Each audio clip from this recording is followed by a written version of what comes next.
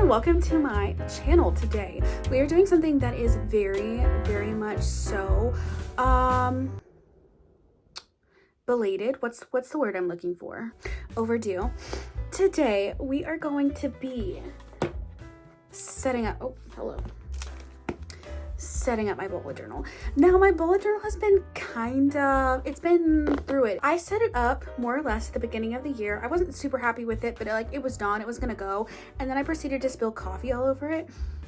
And then I halfway set up a new bullet journal, halfway didn't. I just haven't really sat down and spent the time. We happen to have the time for me to just take a super long lunch today, so I have about 2.5 hours, but I did have some things already printed out that I want to put in here. There are quite a few other things that I still want to put in here. However, we're gonna go with what we got for now and call it where it is, and then what I have time to do extra is great. However, I need to get this homie to a point where I can actually use it. It's already halfway throughout the year and I've half had it, half not. I've had all of the templates and things ready to go. I had my goals put in here and I had my 2024 in 24 put in here, but as far as having anything actually usable, the goal for today is to get this sucker usable. It's not going to be perfect. I'm kind of in a rush because it is only 2.5 hours and I do want to get as much of it done as possible. So I know it's extra not going to be perfect, which, you know, in hindsight isn't the best time to do it because I know I'm going to make more mistakes. However, there is nothing that a spare piece of this paper being glued on top of a mistake can't fix. So when I set up my first bullet journal, I wasn't really obsessed with it necessarily. However, it kind of did the job. There were a lot of things similar to how Tori Between Pages does her bullet journal, and then she posted her video and I like the way that she did hers a lot more. And now that I'm kind of redoing it all, I'm basically just gonna copy word for word all of the things that she put in her journal. So thank you so much, Tori, for all of the beautiful, wonderful inspo. And I'm just gonna borrow it all. Thank you so much. If you aren't already following Tori, you definitely should be. All of her spreads are super usable and they're very easy to do, and that's just kind of the vibe that I'm in. So I'm just gonna be copying it all. Basically, there are a couple spreads here and there. I think there's like 2 spreads that came from other creators as well, but for the most part, thanks, Tori. Anyways, I will link Tori's setup video below. Let's get into setting up this bullet journal.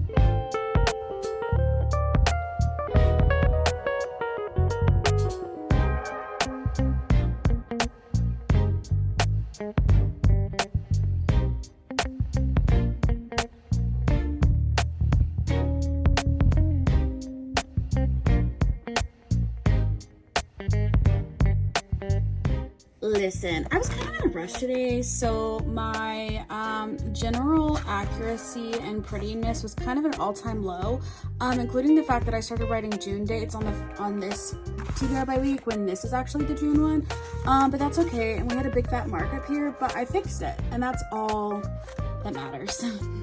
It's the next day. I've made some pretty hefty progress on this puppy, so we're gonna do a quick little flip through. I also wanted to quickly talk about this specific journal. I'm a sucker for something I can get actually in a store locally, and Lloyd's are sold in Barnes & Noble. However, the original Lloyd's, not the vibe. I use it for the journal that got coffee spilled on. It was kind of a darn luck kind of moment because the paper reference, this is my old ones, they're so thin, like I felt like I was seeing literally everything through it. You can definitely tell. Go for the 120 gram. If you can't find these in stores, Walmart does have their own like Exceed line of journals. This is what I used the last 2 years, and I want to go ahead and do a mini little flip through this one so you can kind of see where I am coming from originally. I did actually fill out the index like a good little nugget. Did I finish this? Probably not. Who knows? There are definitely pages like the series tracker in here that were important for me to keep moving forward, but things like this bingo challenge that I never actually completed. I just wanted to potentially show you another version slash kind of the origin of how I'm doing things now. What I used to do is I would print off the calendar spread. I had intentions of highlighting, well, I say had intentions, I only read 2 books that January. I highlighted all the days that I actually finished the books. I kind of underlined the days which I was reading that book and how long it took me, but the important thing for me was that I really like having the visual representation of the actual covers of the books that I have read, and then I would put the star rating and the dates that I read them. In 2022, I did not track literally anything other than the date that I finished them. However, I did start, apparently I didn't start reading.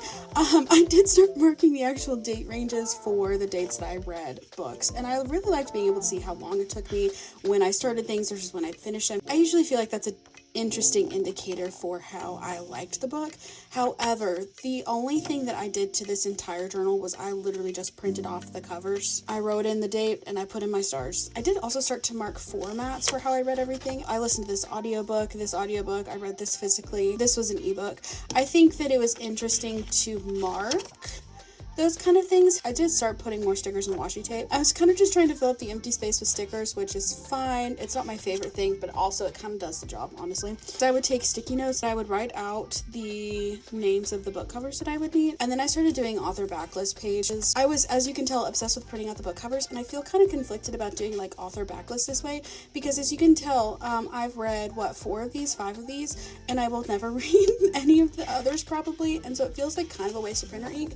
However, looking at a page like this is very satisfying when you've read literally all of them. So pluses and minuses, but it can be a really fun way to visually do something without having to actually draw a whole bunch of stuff. Also kind of experimented with writing out book club pages. I was kind of doing the most. I do really enjoy a formatted year at a glance type of spread. I did also kind of experiment with doing a end of the year stats page. I didn't finish it, and also I used a really crappy marker on the 2023 side that totally bled through, so ignoring that. I did only use like 48 pages, so I was definitely able to fit 2023 in the same journal. I just kind of used some washi tape to separate, which I like because I can actually at a glance really easily see it. And this is really when I joined Bookstagram and I had actual graphics to print off and put in here from different things I posted, which I did that a couple times and I was glad that I did that.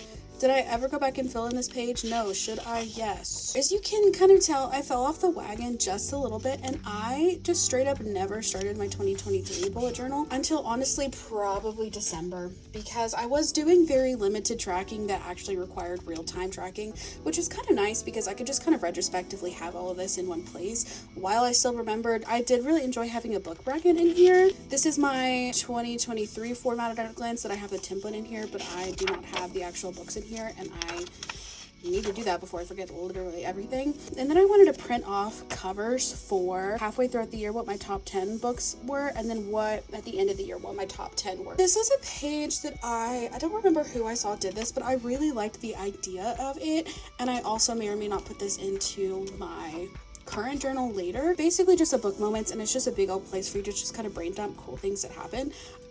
My favorite line in here is Daddy Cade, because this is when I read Heartless for the first time. Because I was doing all of this retrospectively, I did go in and print off all of the book covers that I had read. However, I have not added in the dates, which I can do whenever I want because it is all on Goodreads, but I just haven't gotten around to doing it yet.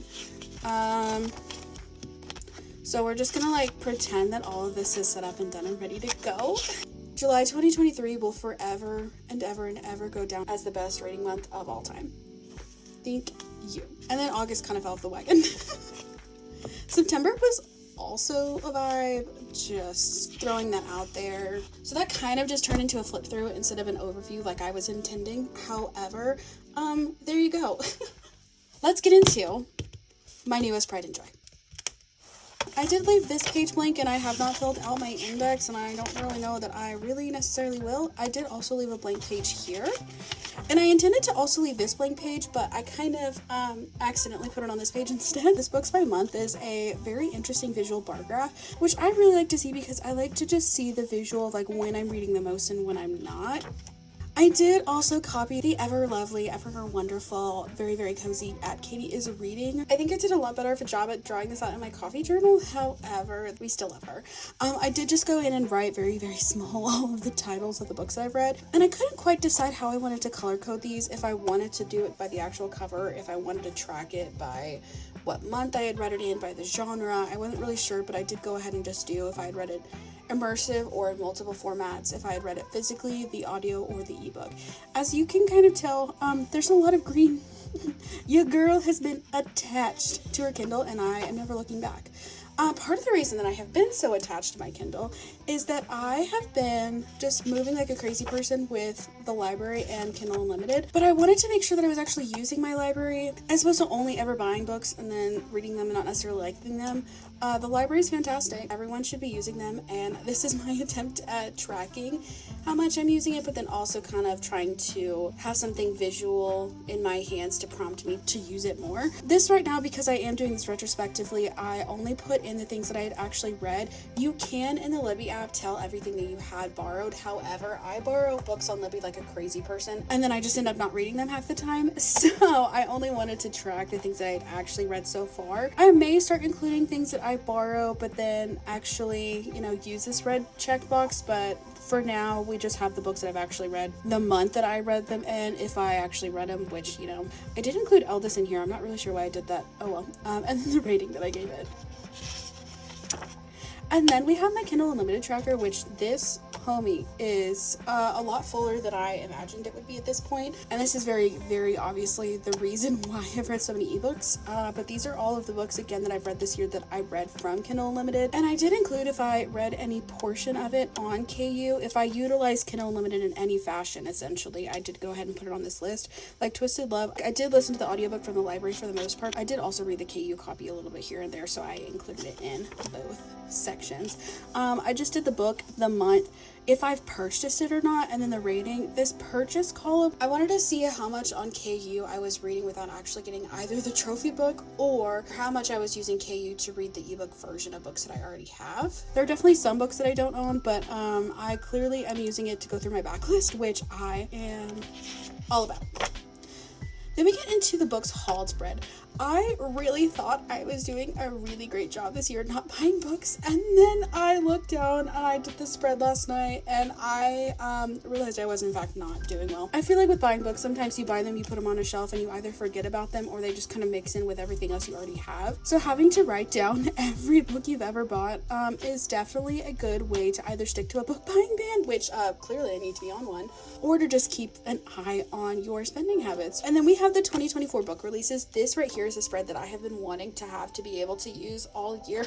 I just haven't gone around to actually filling it out, but now we're here. Some of these I didn't put down the actual date because we're kind of past due on these, but I feel like moving forward, fall time is always a pretty big release season for books, and so during the summer I'll always just kind of think we'll be there eventually, but it'll be book like 2 or 3 in the series, and I haven't quite finished the books before it, and I'm not quite ready for those books to come out yet, so I think this will be a good thing to help keep me on track and make sure I'm actually reading the books before the next book comes out, and then I can actually participate in all the release date fun. So we have a kind of condensed version of the books by type thing that I was tracking previously, and I like this format a lot better. Apparently I'm definitely an ebook reader, however audiobooks are also kind of the move for me right now. And then we have my 2024 reading goals. I am moving and grooving along on my total goal, and then at the end of the year I'll put the number that I've read with the greater than or less than the number that I bought, which thanks to my books held page I'll actually know without forgetting and then just closing my eyes to how many books I actually am buying. My Finish 8 series, I am not doing well on this, and this is a really good time of the year even to just check in and say, hey, you need to work on some series. So we are back in fighting force for this for the second half of the year. Also annotating 10 books. I have not been annotating whatsoever. I've been putting Kindle highlights in 90% of the books that I've read, so that's kind of a good thing, but actually either transferring those annotations or reading a book physically and annotating, I've not been doing. That's kind of a lie because I also I tabbed the first half of Bride, but then I didn't tab the rest of it, so I'm not counting it. So basically, I'm not doing well at annotating, but we'll see how that goes. And then all of these goals I had set at the beginning of the year, I hadn't really checked in with them since. The fact that I've already read 15 books on KU. Go team go.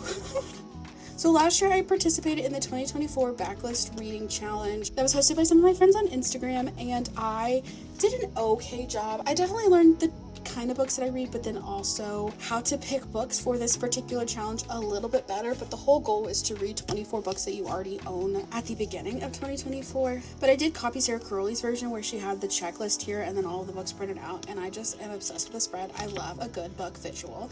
I've only read 8, so we've got some progress to make. And then we get into my series tracker, which I am actually so glad to have again. One of the reasons being, if I can just write down the order in which I need to read things, I feel like I'm going to be a lot more prone to pick it up rather than just being like, oh, I'll look it up later and I'll read something else for now.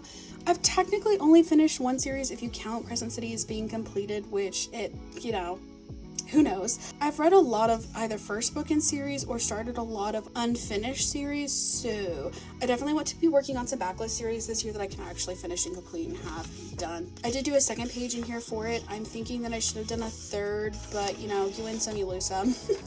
I can always add one at the end later. And then I did keep the book bracket, but I will wait till the end of the year to fill this out, and then I'll put the picture for the book of the year. And then I left 3 pages for a reading log. I initially wanted to just write down all the books that I started and stopped. However, again, this is a retrospective journal, so I haven't been doing that throughout the year. I honestly might print off the covers of all the books that I've read this year and put them in here. I find something like this so satisfying, and so I think what I'll do is I'll print off all the covers and actually straighten them out and then just put my star rating on all of them, just so I can have a year at a glance. This is everything that I've read this year, because I think that would be very satisfying, and also a use of the space that I probably didn't really need in the first place. And then I have a trope tracker, which I think is such a genius idea, because there are so many times that I read books and certain tropes happen, and then I'm like, ooh, there it is, and then I forget 2 minutes later that trope ever existed in that book. So I think that being able to track this is going to be helpful. I haven't picked out the books that I want to track just yet. I feel like this is going to be a fun little Saturday afternoon project for me later. And then author backlist. There's really only one author backlist that has any potential of being finished this year, and the rest of them are all pretty substantial. So I do have Carissa Broadbent in here. We'll see if I add any others to this list, but for now Carissa is on an island by herself. Not that I'm mad at it, because all of her books I have rated really, really highly, and I just want the magic to continue. So then we have a book links tally sheet, which I think is very interesting, just to kind of see the spread of the length of books that I've read. Clearly I have read some chunky things, but I need to step up my game. And then my ARC tracker, which I'm very excited about to have. I don't read ARC super often, but when I do, it's kind of like an out of sight, out of mind thing. And I never remember the date that I actually need to have anything done by. So this page I am anticipating getting a lot of use of. I think part of the reason that I don't read as many is because it's kind of like a blind, who knows what's happening. So I'm definitely excited to have somewhere to actually keep all of those things outside of NetGalley. And then a genre tracker. I think I'm going to wait till the end of the year to fill this out to see what genres I actually do read from and how specific I need to make the genres, because right now it's pretty much just fan row and romance. So we'll see if I need to break that down any further before I actually do anything to this page. And then I did leave a blank page in case there were any other trackers that I wanted to do before we get into my monthly spreads. So this versus that is very, very different. But if we look at the ideal way that I wanted to do it, this versus this is quite a bit different. It still incorporates all of the same things that I was doing, but I think I like the way that this is done way better, because I like having a full page for the month versus just kind of putting in the books and then just making everything work. I think that this is a lot more fun, but then I also get to actually track some things that I wanted to track.